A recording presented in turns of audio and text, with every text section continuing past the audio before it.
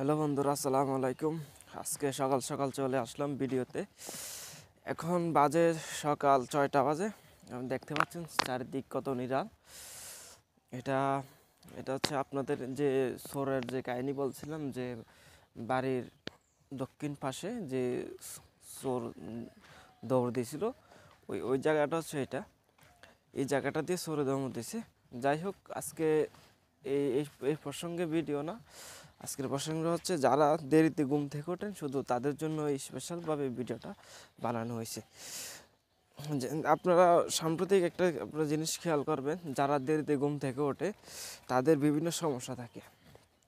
যেমন তাদের শরীর দুর্বল অথবা শরীর স্বাস্থ্য বেশি হয়ে গেছে, যে একটা মানুষের যে স্বাভাবিক যে শরীর হওয়ার কথা উচ্চতা অনুযায়ী তার চাইতে বেশি হয়ে যায়। আপনারা যারা দেরিতে ঘুম থেকে ওঠেন তাদের এইসব সমস্যা বেশি হয়। সবসময় চেষ্টা করবেন তার সকাল সকাল ঘুম থেকে ওঠার জন্য। সকাল ঘুম থেকে উঠবেন, ওঠার পর 1 কিলোমিটার হাঁটবেন। কথা বলছেন, যখন আপনি 1 কিলোমিটার হাঁটবেন তখন কালা আপনার শরীর স্বাস্থ্য ভালো থাকবে। আমি কিন্তু লুঙ্গি পরে কিন্তু চলে এসেছি, লুঙ্গি পরে হাঁটতেছি। মানে এখন সকাল 6টা বাজে, দেখছেন কেউ এখনও চারিদিকে কুয়াশা, এখনও প্রায় কুয়াশা। এটা হচ্ছে ঘাস ক্ষেত। আমি এটার ভিতরে মনে করেন একটু পরে ঘাস কাটবো। আমার 2টা গরু আছে।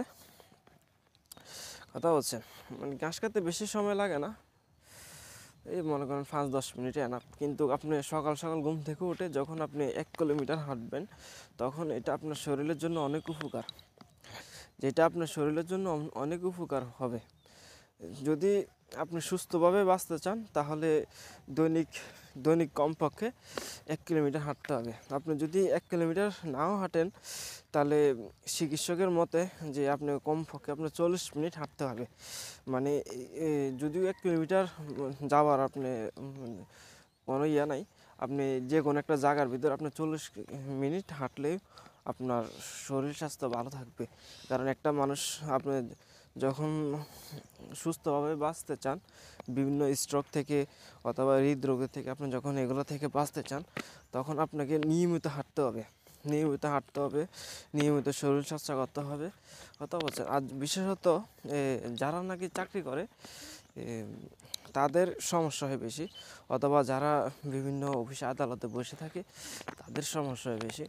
কারণ মাস্ট তারা হাঁটতেই হবে।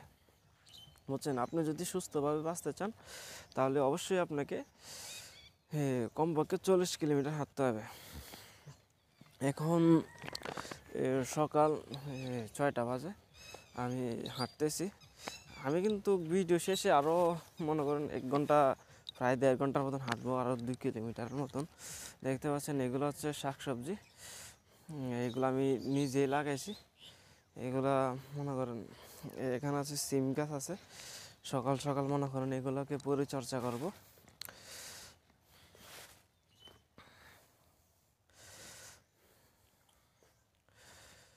কে কোথা থেকে ভিডিওটি দেখছেন অবশ্যই একটি করে কমেন্ট করে রাখবেন।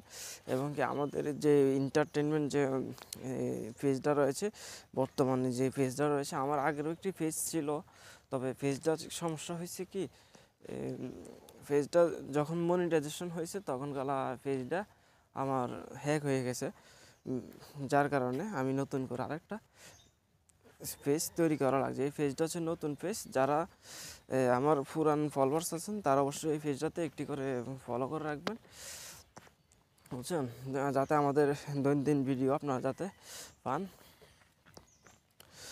আর বিশেষত লাস্ট একটা কথাই বলতে চাই, সকাল ঘুম থেকে উঠবেন সকাল 6টা থেকে 6:30, 6:30, এই এই সময়টার ভিতরে ঘুম থেকে উঠবেন। যখন এই সময়টার ভিতরে ঘুম থেকে উঠবেন, যারা নামাজ পড়েন তাদের জন্য, তারা তো সবসময় ঘুম থেকে ওঠেনি সকাল, তাদেরকে আর বলতে হয় না। আর যখন আপনি এই 6টার আগে অথবা 6টার সময় ঘুম থেকে উঠবেন, তখন দেখবেন আপনার শরীর স্বাস্থ্য খুবই ভালো। আমি যখন 6টা বাজে রেগুলার ঘুম থেকে উঠি, তখন আমার শুধু হাঁটতে মন চায়, বুঝছেন, মানে শুধু মনে হয় যে শরীরটা একেবারেই ভালো। কথা বলছেন। সকাল ঘুম থেকে উঠলে আপনার শরীরটা আপনার অনেক দেখা যাবে যে আপনার কোনো সমস্যা থাকলেও সমস্যাটা ভালো হয়ে যায়। আর যাদের নাকি যেরকম জন্ডিস, যে আমাদের গ্রামের ভাষায় যেটা বলে আর কি জন্ডিস, কথা হচ্ছে নিয়ে যারা জন্ডিস আছে তাদের জন্য ওই উপকার হবে এই সকাল 6টা থেকে 6:30টার মধ্যে হাঁটলে, খালি পায়ে হাঁটতে হবে আর কি। যারা নাকি জন্ডিস আছে তারা খালি পায়ে হাঁটতে হবে, কথা হচ্ছে। সবাই ভালো থাকবেন, সুস্থ থাকবেন, এবং কি আমাদের দৈনন্দিন যে ভিডিও রয়েছে, যে পেজ রয়েছে হ্যালো বাংলাদেশে আপনারা সাপোর্ট করবেন বেশি বেশি করে। এবং কি আমি আমার ফাস্টফুড অলরেডি চলে এসেছে, আমি ফাস্টফুডের একটা ভিডিও বানাবো, কিভাবে ফাস্টফুড আপনারা তৈরি করবেন। সবাই বেশি বেশি করে লাইক ফলো দিয়ে রাখবেন, এবং কি যারা ইউটিউবে দেখবেন অবশ্যই একটি করে সাবস্ক্রাইব করে রাখবেন। হ্যালো বাংলাদেশের পক্ষ থেকে সবাইকে ধন্যবাদ। আমি ইফতেখার আহমেদ, সবাইকে অসংখ্য ধন্যবাদ। ভালো থাকবেন, সুস্থ থাকবেন। আসসালামু আলাইকুম।